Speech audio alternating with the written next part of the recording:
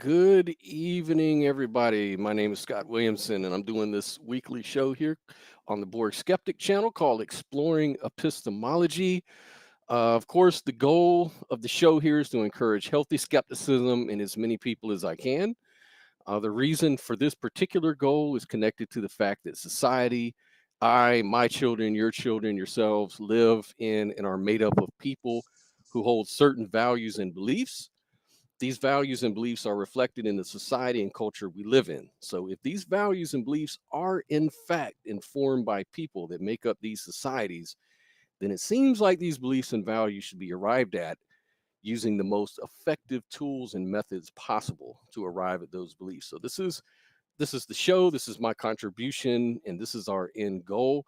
Tonight we have a really interesting guest. Um, this is Cale. How you doing tonight, sir? I'm doing all right. How about yourself, Scott? Doing wonderful, man. Been looking forward to doing this show tonight. If you can, just introduce yourself to the audience. Where are you from? What's going on with you? Let us know a little bit about you.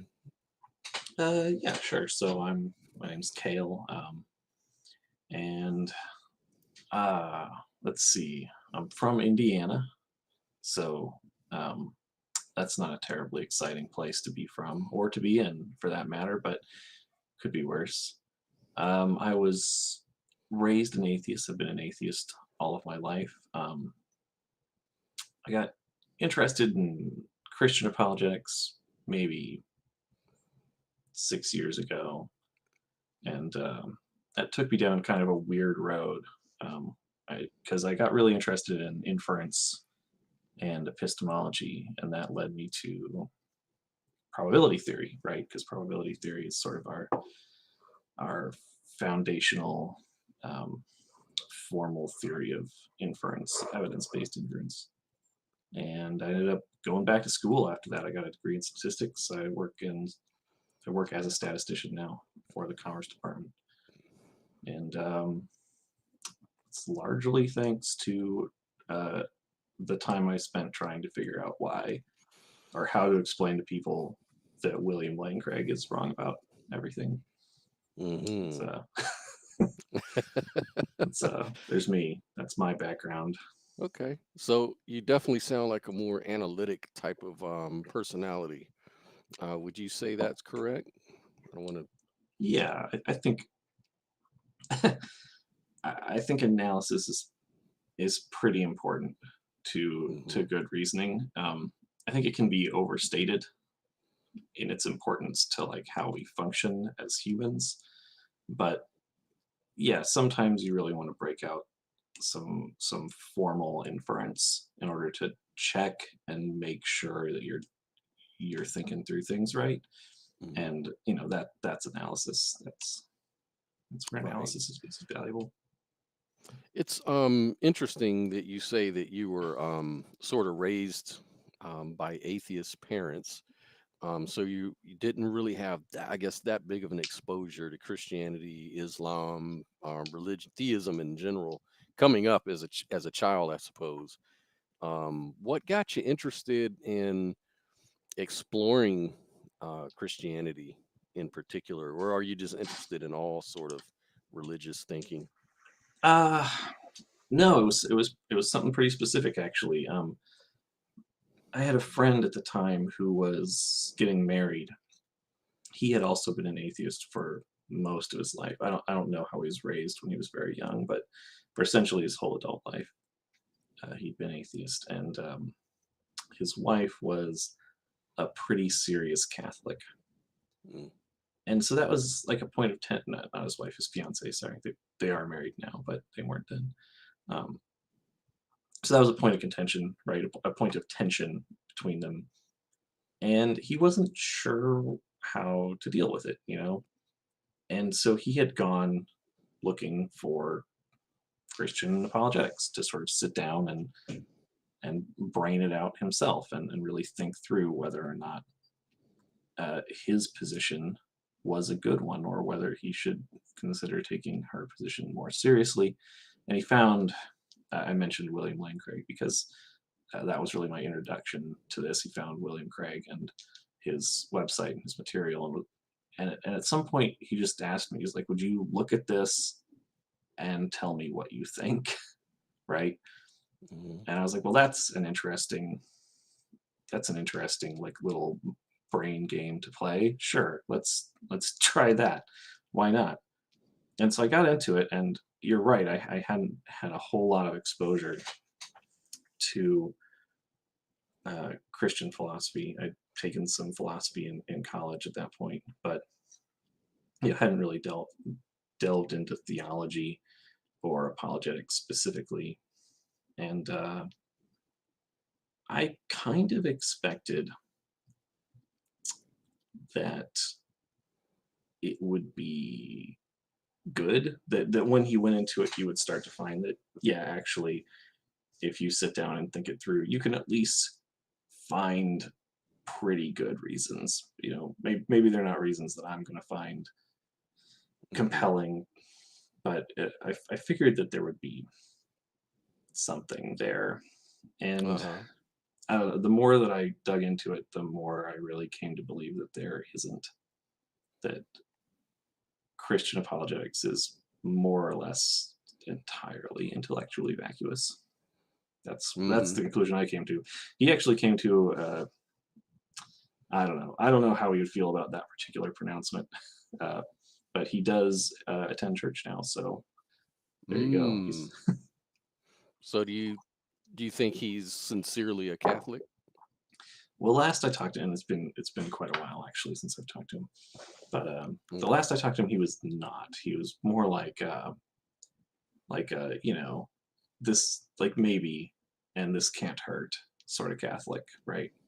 Because his Mm. wife was going to go anyway, right? So it's a it's a social community, and I think that's true for a lot of people, right? That participation is as much a social and community engagement thing as it is uh, a Yeah. spiritual thing, if you will. It's I used to be a Christian. I went to different churches, different religions. And yeah, I can tell you that that's a really big one. The social cohesion that you can find yourself in, and it can be part of your reason for staying in it or even convincing yourself that this stuff is true. On top of personal experiences, something happens when you go to, like, whether it's church or, like, say, a really nice rock concert or some kind of concert. You're really into the music, you're into, the atmosphere, the environment, the other people around you are having these experiences of maybe, chill bumps from the music, or just really emotional. And churches tend to sort of get that out of you. And I know from personal experience that that can be very compelling, at least on an emotional level. And you will feel like you've had some sort of uh, communion with God or Jesus or whatever your religion is going to be teaching you, right? Hmm. And so a lot of people, their real basis for belief seems to be, as it turns out, as we do these shows and we do epistemology and we really go deeper and deeper and deeper into the how, why of your religion belief, it always turns out to be personal experience. That seems to be the biggest motivator. I think I kind of subscribe to the Pine Creek theorem that apologetics are for faithful people not to feel stupid. That's why they Yeah, yeah, no, exist. I, They kind of give people, like, after a while, after the feeling is gone, after the emotion wears off, well, then you're left with all these questions at the end of the day. Well, does it really make sense though? I know it did for me, but what helped me get through those tough times were apologetics. Mhm. You listen to some character like William Lane Craig or somebody like that, and it kind of does make sense the way you put it. And your cognitive bias is going to kick in and you're going to just go for it, Right. right? You No, give them a reason. I think that's right. I mean, those are obviously not the words that Craig uses to describe the activities engaged in, but the spirit is actually pretty similar, right? Like his product is aimed at Christians. It's Hmm. not aimed at convincing or converting anyone. I think he knows that it's not going to do that. It's aimed at making Christians feel better. Hmm. Um, and he says that he says as much, right? Like that's really clear in his marketing material. So yeah, I don't I don't even think that's a particularly controversial view that you espouse. Just maybe the phrasing is Yeah. Yeah. Well, yeah. And he would say probably as much. I think someone asked him, I think maybe Christopher Hitchens might have asked him, do people really become Christians because of the cosmological argument or the teleological argument? I mean, are these the things that a little old lady will talk to you about in church? I don't really think so. I think people are there for peer pressure. It's because they were raised in it and it's just habitual. And like you said, I think the apologetics makes you feel better about staying in it because these questions are you're going to go to college, you're going to encounter a lot of people out here, especially now more and more. We have the internet, we have YouTube, we have so many debunkers of this stuff. There's more information to draw from. And so now they need weapons, they need armor for their faith to protect them. And now it seems like apologetics are more popular than ever. yeah. Well, that probably has something to do with the evangelical, if you will, tone that Hmm. atheism has taken on in the last about 20 years or so. Um, it was pretty rare before that, but now, yeah, you do see people out there sort of evangelizing for the idea that you don't need to take Christianity seriously, that you don't need Hmm. to treat it as a serious intellectual idea or pursuit, that it Hmm. can be sort of dismissed on its face.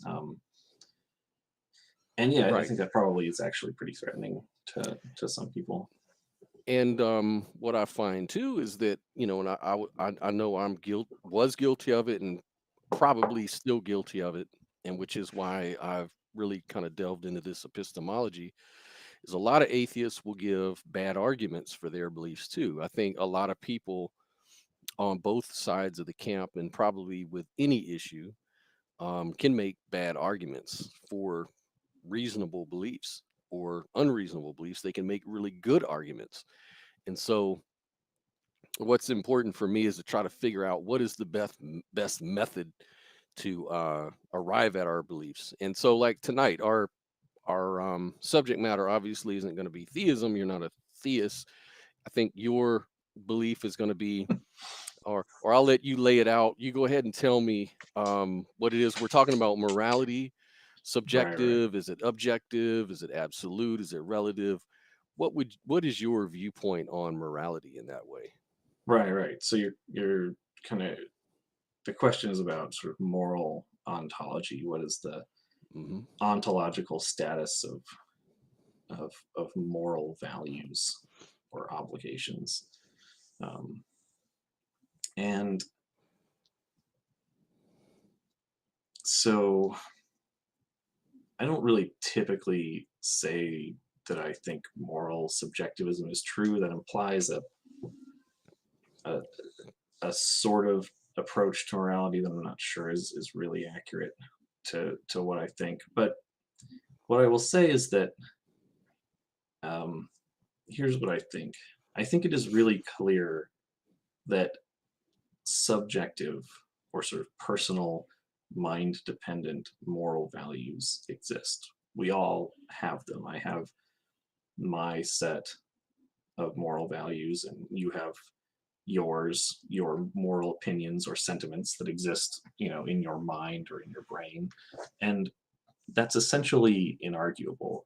I know that I have moral opinions in the same way that I know that I have opinions about other things, about ice cream and uh, music and whatnot. So, so there's no question that subjective morality exists. The question is whether any other sort of morality exists, right? Is it the case that our subjective moral values are informed by interacting with or being impinged upon by some uh, moral force or moral abstract concept outside of ourselves? And so my position is that I know that my subjective moral values exists.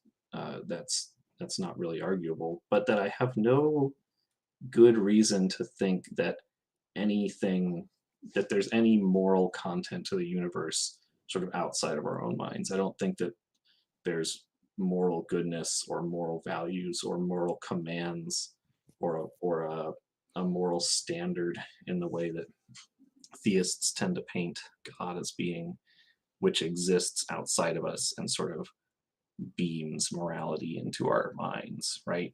Hmm. I don't think that's where our moral opinions or our subjective moral values come from. So But like, that's me. there's That's what still I got. authority. Hmm. Yeah, or I mean, it doesn't have to be authority, right? We could.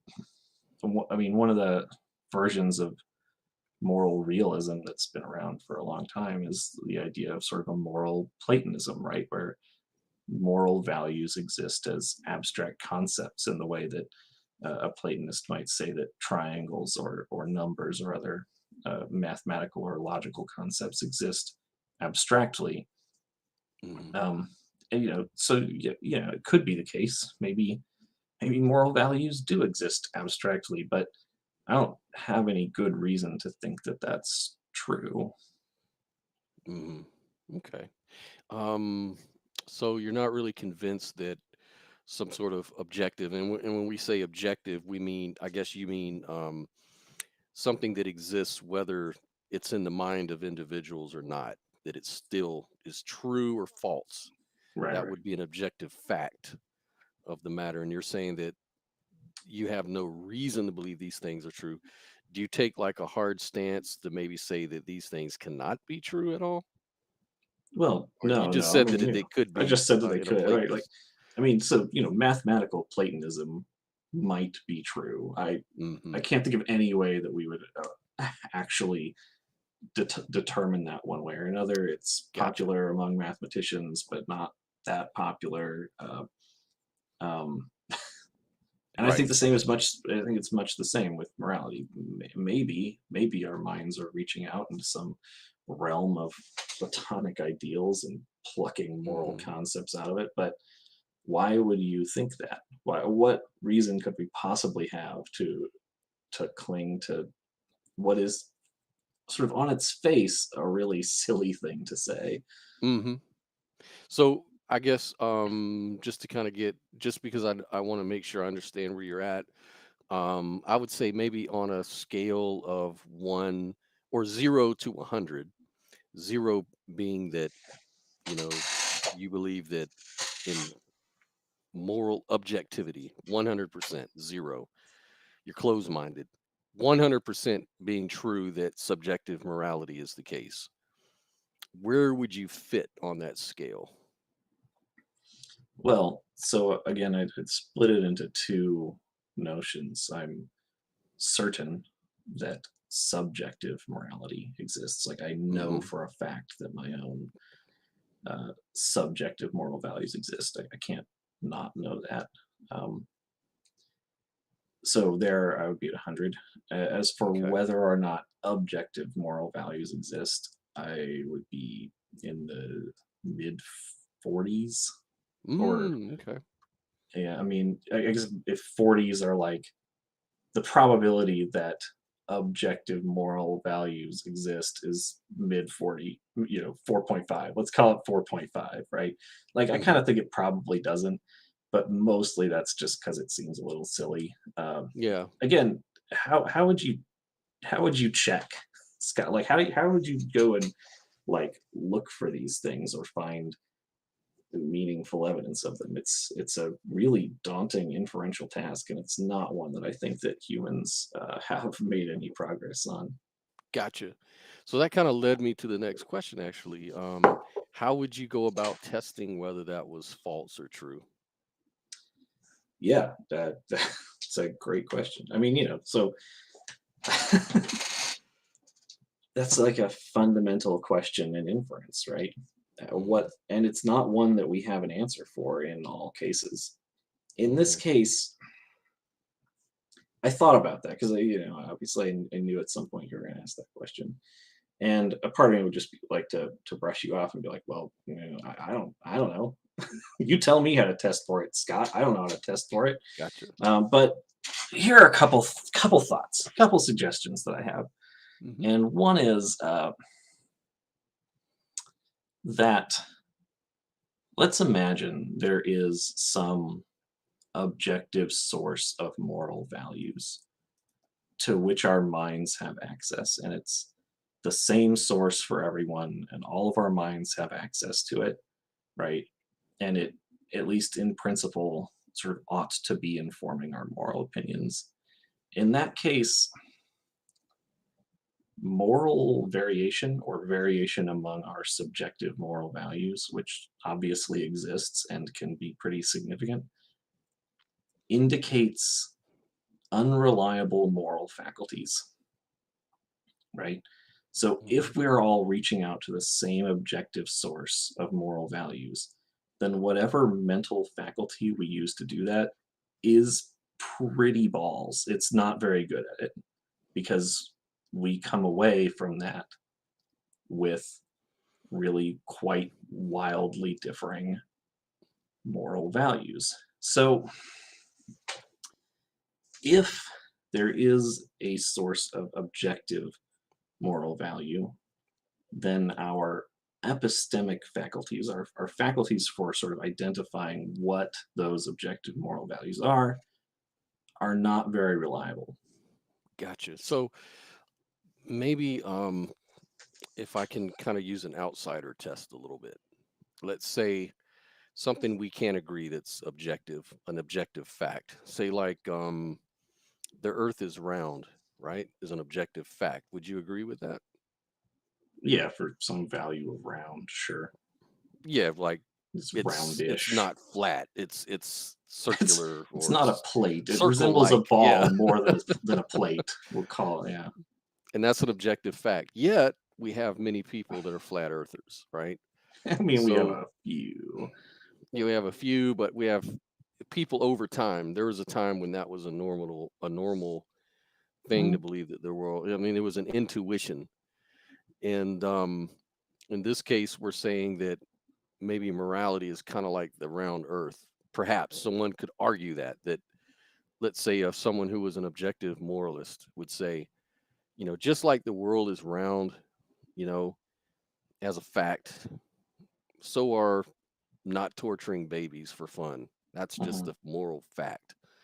And while some people disagree and some people will behave in a way that doesn't align with what we know is a moral objective fact, people also align with things that aren't, physical facts of the world. Does that make any sense? How would you respond to something like that? It makes sense on its face, of course, but I do think it falls apart a little bit on Hmm. analysis, right? So let's think about for a moment why it is that we now have actually pretty overwhelming consensus on the point that the world is round, right? Because we do, and you're right, probably at some point in the very, very distant past, like the prehistoric past, people broadly thought the Earth to be flat. It hasn't been that like that for a long time, by the way. We've known that Hmm. the world was round for most of recorded history, um, but I think that's true. I may be off on my percentages. 40% maybe of recorded history. But whatever, like a pretty long time. And there's been pretty broad consensus on that point for most of that time.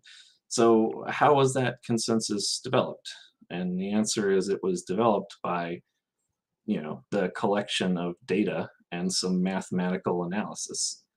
Um, and that's resolved the problem. And basically, even though there are a few a few holdouts in the modern world still, you can go to most anyone and show them how you know that the world is round, and Hmm. that collection of data and mathematical analysis is going to be sufficient in nearly every case.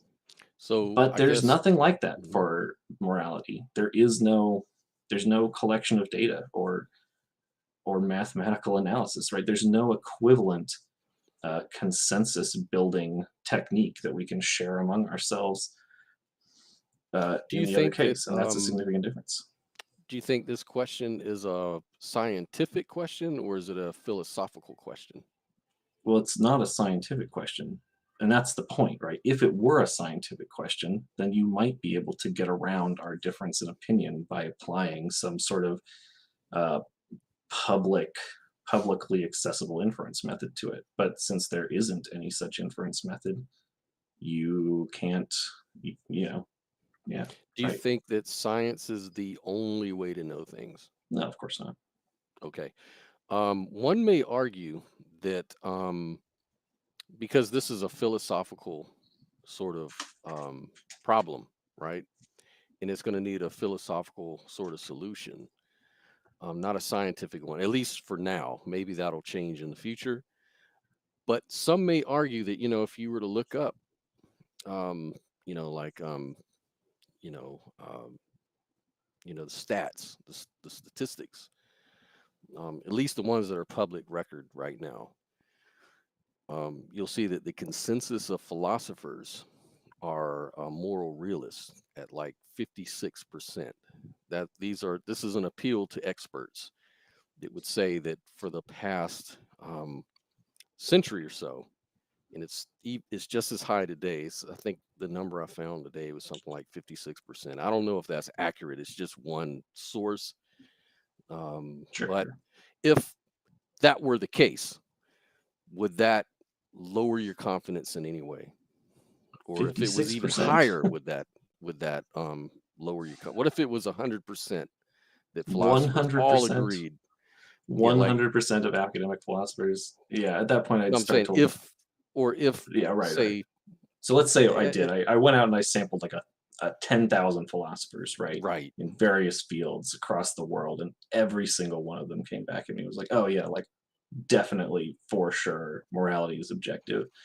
Uh, then realistically, I would start to ask them how they knew that. But even if we imagine that I didn't, right, just for the sake of the thought experiment, hmm yeah, I'd have to start wondering if there was something pretty okay. serious that I missed there. Right, obviously, but Great answer. Great answer. I uh, was just kind of probing that because I just wanted to see, I wanted to establish any markers. Like, do you have any sort of markers for what would raise your confidence, lower your confidence? And I do this with everybody on everything. yeah, So it's part of it. So one of your markers is consensus of experts. Would that be fair to yeah, say? I think in general, and this is more true, I think, in the sciences than it is philosophy. That is because the sciences do use this publicly accessible inference methodology, right?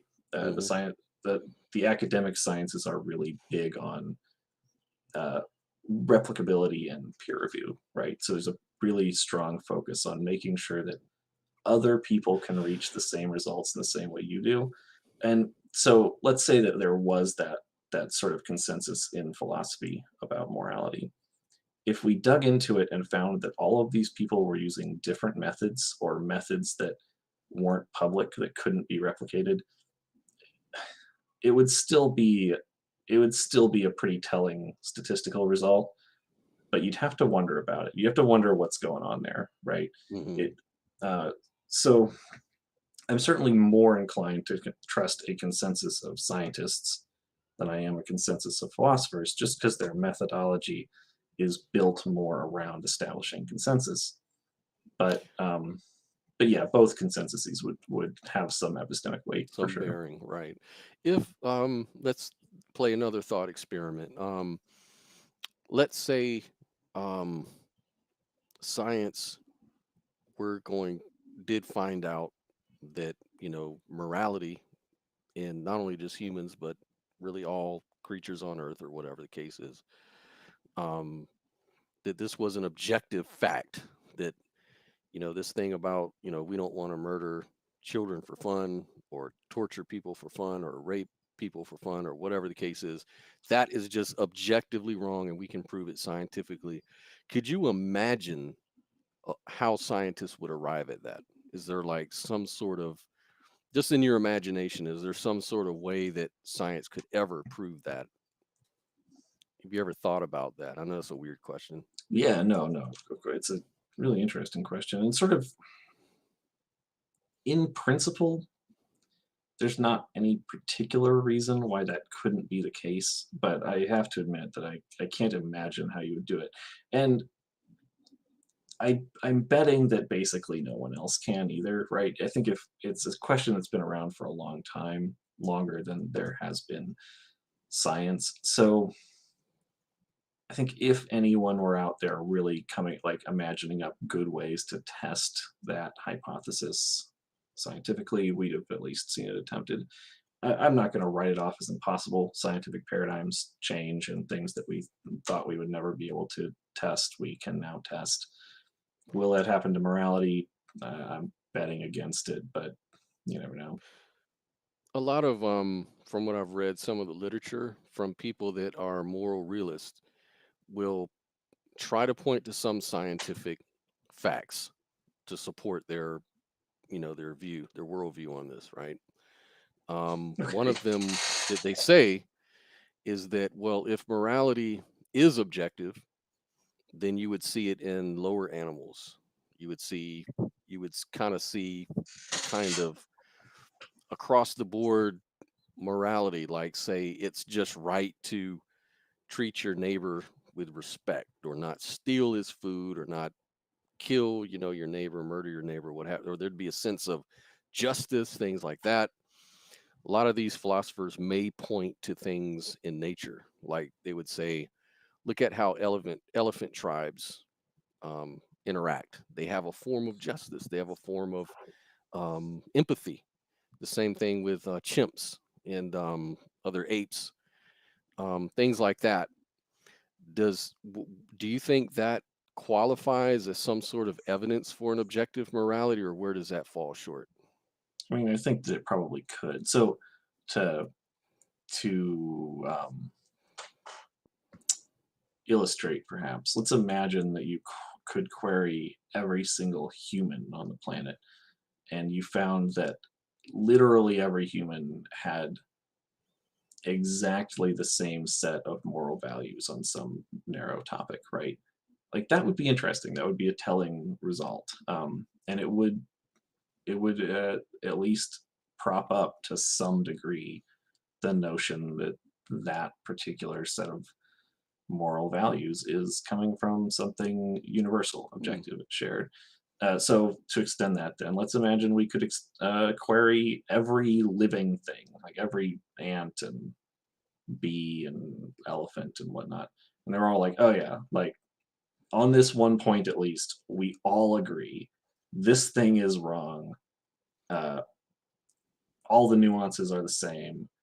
Yeah, that would be wild, right? That would be a crazy piece of evidence, and I think you would probably say that that's evidence for some objective moral fact. But then when you actually look at the moral values of humans, Hmm. and more importantly, the behavior of animals, which suggests their moral values, and I do think it's clear that many animals have something recognizable as moral values. Yeah. You don't find that sort of agreement. It's not just that you don't find universal agreement, it's that you find really broad disagreement especially when you start including things like ants, elephants, large cats, sharks, dolphins. I mean, dolphins will dolphins Right. will kill dolphin pups and play with the bodies in order to basically open up room in the reproductive pool for their own offspring. And Hmm. like dolphins are cute and social and empathetic and nice, and that does not stop them from killing their rivals' children. So Well, yeah, I and don't think that morale. I think if you look at animals, in theory, you could find support for objective moral values, but in reality, what you find is exactly the opposite. a definition of morality would be um, probably be in order on that. Some could say that then that may just prove that it's moral to kill competitors for I this mean, the benefit of the species overall. Maybe that's a moral objective fact, and then we see that in nature played out. But to your point, you said that that there's going to be disagreements, and this kind of goes towards a question I had, like, do you believe in moral progress? Because one could argue that like moral anti-realism by definition kind of makes moral disagreements disappear, because if morality being subjective in nature, then that would be what you would expect. um, but then it's very probable also makes the notion of moral progress disappear. Like, if the moral views I held in the past, for example, were true relative to back then, though false relative to me now, and my current very different moral views are true relative to me now, but false, of course, back then the best one could really say on behalf of moral progress is that there has been progress from my current point of view only. But how would you resolve this issue, or do you even believe in moral progress? so I would say two things. First, I would open by noting that I'm not proposing like moral relativism. I wouldn't say that your Mm, opinions were true then. They weren't true then. They aren't true now, right? hmm. They're your subjective moral values. You can make statements about your own moral values that are true because they describe you, but like your moral opinions don't speak to anything in objective reality. That's my view. So I wouldn't say that. So I would distance my view from that sort of moral relativism language, which I Okay. think is, but that's sort of tangential, right? The meat of your question is something. Let me call it to mind real quick. Progress, moral progress. Is there such a thing Hmm. as moral progress? And I think that moral progress is also a matter of subjective moral values. Mm, And of course, this shouldn't come as a surprise, right? We have in the U.S. two, broadly speaking, moral camps, and one of those camps sees us as having made moral progress over the last 40 years or so, especially with regard to things like um, LGBTQ rights and whatnot. And the other camp sees that as moral decay, literally moral anti-progress. mm, So hmm. again, it's almost trivial that our views of moral progress are subjective. Is there any Hmm. real objective standard of moral progress? I mean, maybe, but then if there is, how would you know that? And how would you know what the standard is? And I don't, as long as there's no good solution to that question, which I don't think there is, then yeah, we're left having to act on our own subjective view of moral progress. And in actuality, that is what we actually do. Hmm. Interesting. So a lot of people that believe in moral progress, like, there's some philosophers that are moral realists, of course, and they take the stand of moral progress as part of their reasons for being a moral realist. Like, they say you've got to have a foundation upon which to build your castle. You can't build a castle on sand; it's going to crumble if if we don't really have an objective moral standard, then all of this talk about moral progress is kind of silly and doesn't really make a lot of coherent sense. So, but they will point out, that it seems like over history, over time, the more that nations and communities or societies become more affluent, like with technology, their economies are better, that it seems the case that all of these sort of societies tend to go in one direction of more freedoms for women, gays, you know, um, less about hurting others, um, infringing on personal human rights, things of that nature. It's only with the really impoverished countries or communities where we see a lot of crime, a lot of abuse, a lot of human rights abuses, and things like that. And so they'll say this kind of points to a trajectory that we can actually measure, which kind of tells them that this sort of historical track record supports their position. Um, where do you think that fails? Um, well, yeah. So I do think that's a really bad inference. I mean, look at what look at how you described it, right? What you said is that as countries grow wealthier, they tend in one moral direction, right? Their values tend in one direction. And as they grow poorer, or sort of as they grow poorer relative to other countries, they tend in a different moral direction. And I'm not entirely convinced that's true, right? Like Hmm. that seems like a wild oversimplification to me. But let's imagine that it were, right? That there really were these very clear trends that are clearly correlated with cultural affluence. Why in the world would you imagine that that speaks to some objective standard of moral progress? That speaks to how humans behave when they get more affluent. Why would affluence be tied to like why would affluence be tied to any sort of standard of objective moral progress? That's that's ludicrous. That's not an argument at Mm, all. I okay. mean, the fact that we trend in certain directions as our material conditions change does nothing to suggest that we are progressing towards some actual objective moral standard. That's I not a think rational the inference in any way. I think the argument that they're trying to make is that you can afford to be moral. Like, in other words, they Have want to you say that, met rich people? Like, yeah. you don't get, like, by no Well, one's that, yeah, standard and do that, and people that get more moral as they get wealthier. That is that's yeah, and I'm laughable. sure that there's that when it comes to society and behaviors, it's a lot more complex than that. But I guess as the argument goes, is that I at don't think there's when any weight to people, that argument at all. yeah, I know what well, you're no, saying, but that argument right. is totally bunk. So yeah, so I guess their argument would be, well, you know what? When you're poor and you're desperate, you'll go and you'll steal for bread and you'll do what you have to do to make money, or you'll be affected by a whole lot of the pressures that might cause mental illness. Like in poor communities, there's like a lot of abuse, like child abuse, for example, or sexual abuse, sexual child abuse, and people growing up under that condition Okay.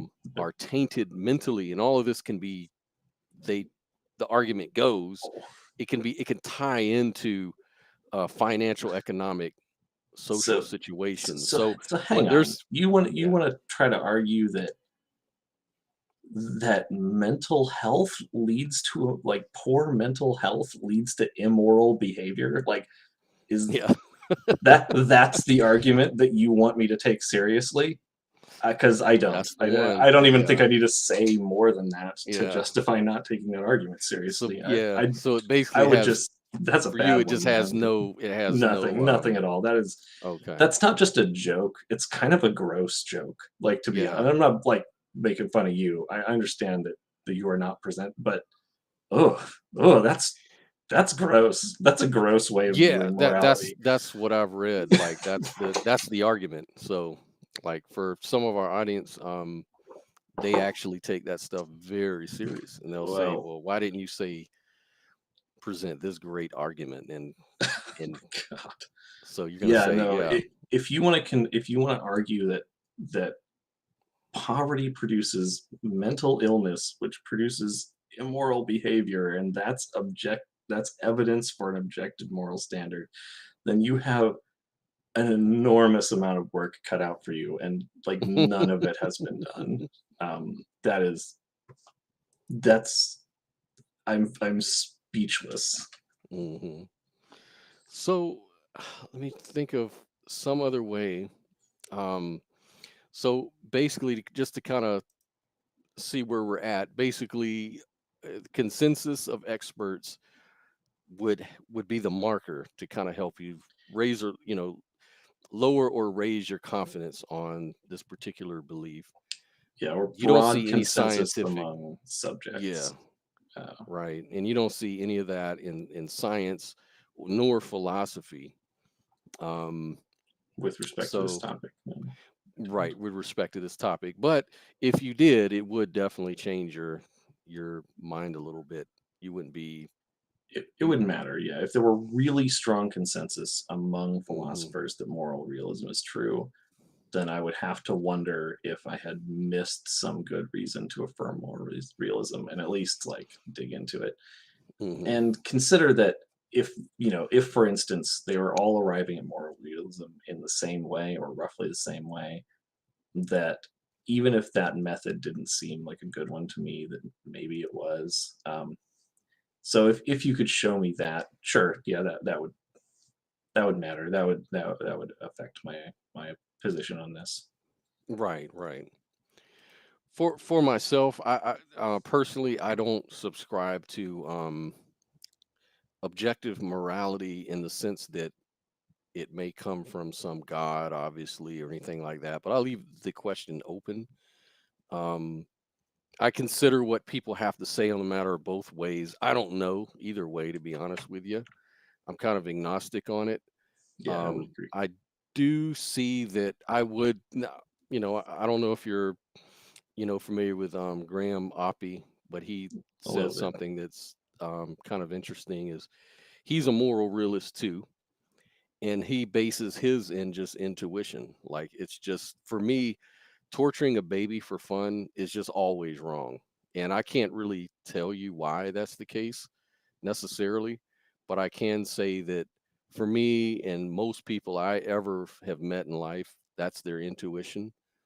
And so I wouldn't really need to, justify that or anything like that. So he said for them, basically, if I'm going to if my beliefs, if my actions are a reflection of my behavior, then I would have to say I'm a moral realist because I would never go around raping people, killing people, doing all these horrible things. Um, I mean, what would you say to something like that? What is your view on that I position? just I would have to wonder if maybe like Oppie means something substantially different by moral realism than like how I brain that term, because I agree with everything you just said. I also don't want to go around like raping children. That's terrible. I think that's terrible. And I don't think I need a justification for that. But to Hmm. me, what that is that's Hmm. my subjective moral value, right? And which doesn't need a justification because it's not a truth statement. And to me, if you want to say that, uh, the so what I would say about Oppie, just based on what you read, Hmm. is that the intuition of Oppies that I would question would not be the intuition that uh, like raping children is wrong, but rather that value corresponds to some objective fact about reality, right? So his moral intuition, I agree with completely. His ontological intuition, I don't think is a I don't think that ontological intuition justifies moral realism. Right, That's what I right. would say there. Gotcha. That makes a lot of sense too. What was I going to say? It just seems like morality, if it doesn't have some subjective basis to it, then it becomes Objective. kind of meaningless. It doesn't become more morals at that point. Now, a lot of theists will say, well, if you don't believe in free will, then you can't be moral. You can't really have a morality at all because you're operating like a robot. You're just running off a program to do X or not do X, and that has no real meaning. But the problem I have with that is it seems like their God is determined in that case, and then we're determined by the God for the and it just follows the same reason, that if God created us with a moral intuition, then and following God is what we should do, then where's the value in that? It seems like morality for me, the real value in it comes when we do things because we honestly, genuinely believe that that's what we should do. Um, Now, then we have the ought problem, the is ought problem that comes into play. We're kind of running out of time. I don't want to take too much of your time on this, but No, you're fine. one of the things that occurs to me on that one is, um, if there are, you know, um, let's say the trolley problem, right? Like, ought we, you know, run over the one baby or not run over the five grown adults on the left? Which decision are we going to make? Well, it seems like if there's no real objective moral standard there, then either one is just based on your feeling about the matter. And so whatever your behavior you do, whatever action you take is going to be moral according to your standard, your own standard as a person. But the moral realist will say no, you're killing less people by killing the baby than killing the five adults or something like that. Well, there's a lot of subjective information there. Like, well, maybe we value the child. He hasn't lived his life, minus the adults who've lived most of their life. Maybe that factors into the decision of who we should run into, right, and kill. Um, and all of that stuff seems to be subjectively based, I guess. But some people will say no, that what you ought to do is separate from the moral fact of the matter, right? Hmm. Where would you stand on something like that? I guess I can pretty much think what you would say. I would guess you would say that, well, if there's no moral standard, then they're right. It doesn't matter what you do. But I'll let you kind of discuss that on your own. It's kind of interesting. I've kind of fallen off to the corner of the screen here. I'm not really big on YouTube. Is this a big problem for the quality of your channel? You're gonna Uh, ruin the algorithm. No, you're good. yeah, I don't know. I hear of the algorithm only as a mythical beast, Yeah. which you don't want to anger. So who knows? Okay, I would recontextualize. What I want to do for you there is reframe about four things, and I will probably forget at least three of them before I get to them. So let me start, right? Hmm. In the beginning, you brought up the is ought problem, and the is ought problem, it functions as an argument against moral realism, right? Hmm. And the point of the is ought problem is to the point of the is ought problem is a problem of inference, essentially, which is that we can never the proposal is that we would never be able to infer from how things are the way that things ought to be, right? There is in principle no inferential link between the Hmm. two. And as Right. long as there is no inferential link between the two, then there really can be no successful theory of objective morality. So there's the is-ought problem. So just hold that one in your head for a minute. the trolley problem functions very differently. The trolley problem is not actually about whether it is good to run over five people or one person. That is not the point of the problem. Hmm. The point of the trolley problem thought experiment is to help you interrogate your own moral views about complicity, basically, right? And the thing that is interesting about the trolley problem is that whether you're a realist or not when it comes to morality, those facts won't um, your answer to the problem will vary. Not a single person's necessarily, but Hmm. human answers to the question vary really dramatically, far more than we would expect, and they don't really vary along the lines of realists and anti-realists. And what they do, what the variance does, is it sort of digs out how we think about our own complicity or the exercise of our own agency with respect to morality. So some people, sort of the two classic positions to take on the trolley problem is a strictly utilitarian position where, yeah, I have a moral obligation to throw the switch because one death is less bad than five. And the other position is I have a moral obligation not to throw the switch because if I throw the switch, then that one death is my fault, Hmm. right? Whereas if I do Hmm. nothing, then none of the deaths are my fault. Hmm. And so this is really what the thought experiment illustrates. Right. And Right. what I would say is if you want to really take that and take the results of that experiment and apply them to the question, what you're seeing is really stunning variance in how people in what people's moral values are, whether they value their own non-complicity or the lives of other people. And it's a toss up. If you go talk to somebody, it's almost impossible to guess like what they're going to pick in that situation. um, Hmm. but that's bizarre. That's a bizarre fact. If Yeah. morality is objective, how could it be that there's this seemingly simple moral puzzle that Hmm. we are so wildly and in a way that's really difficult to predict, uh, different on? That's So great. I mean Yeah. that's real strange, right?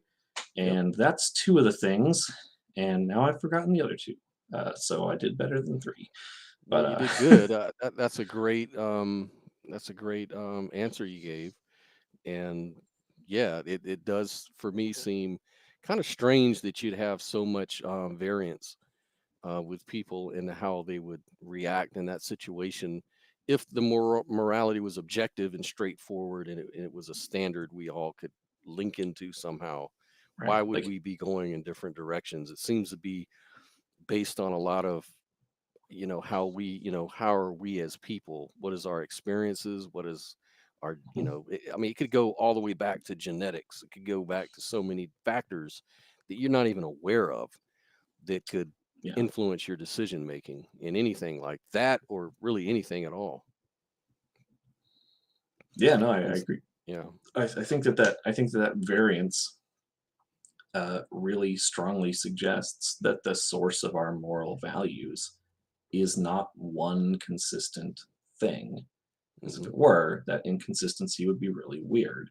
But if the source of our moral values is some combination of our genetic inheritance and our cultural upbringing, then variance makes perfect sense, right? When we look around at what people's moral values actually are, what we find is pretty much exactly what we expect if Hmm. morality just came from cultural upbringing and genetics. And it looks Perfect. nothing at all like what we would expect if morality were coming from some transcendent, objective source to which we all have Hmm. access. And so there may be some rendition of moral realism, like Oppie's, that isn't about this sort of transcendent objective source to which we all have access. And I don't know, to be honest with you, like that's an area that I don't grok very well, and I have this suspicion that when people like Oppie say that they are moral realists, they mean something very different by it than I do, but I don't know what they mean. So as far as Wow. that goes, like I could just be totally off base. But as far as sort of the deontological moral realist goes, I think the evidence against that is really overwhelming. Perfect. Man, it's been a great conversation. I think you've treated this very well, and you really really staved off my challenges and gave a really good epistemology for why you believe what you do, and you've answered all my questions, I think, really well. I don't think that you've missed anything. I think that you have a really strong um, you know, epistemology about your beliefs. So I kind of already knew that because I know you from the groups that we're part of. So I already know who you are and how you argue, and I know that you're a very logical person. So I do appreciate you coming on and sharing your views on this, man. I think that a lot of people on both sides of the fence have something now to think about. Hopefully, I've asked the questions that the other side of this view would It's want always hard answers to. to. I hope I've brought that out, but I'm sure I'll hear about it. But Yeah, you probably I will. really Good appreciate, luck with yeah, that. I really appreciate you, yeah, for having me have the opportunity of me asking you those questions for the Yeah, no audience problem. and everybody. So It was fun to come on thank your you so show. much, Actually, man. this was Yeah, a neat experience. Not something I've really done before. So yeah, thanks for having me on. Appreciate it. right. Cool, man. All right. Well, that's it, everybody. Thank you so much for joining us. Hope it's been as informative for you as it has for me, and that you guys have learned something. I know I've learned a lot from this conversation. And again, um, Cale is a great guy. Cale Benning. Do you have any social media that you want to promote, or anything that you're, like, a website or a YouTube channel, No, anything like no, that? please don't seek me out on social media. I, no, no, no, nothing like that. I don't. No, not Okay. terribly public. Sorry. I don't mind like Awesome, talking to people, man. but I don't publish my stuff. Yeah. I understand. Well, this is what the show's all about. We're just talking to, your average person, and exploring their beliefs and what they strongly feel is important to them. So, done a great job. Thanks everybody again for tuning in. And until next week, we are out. Peace. Thanks.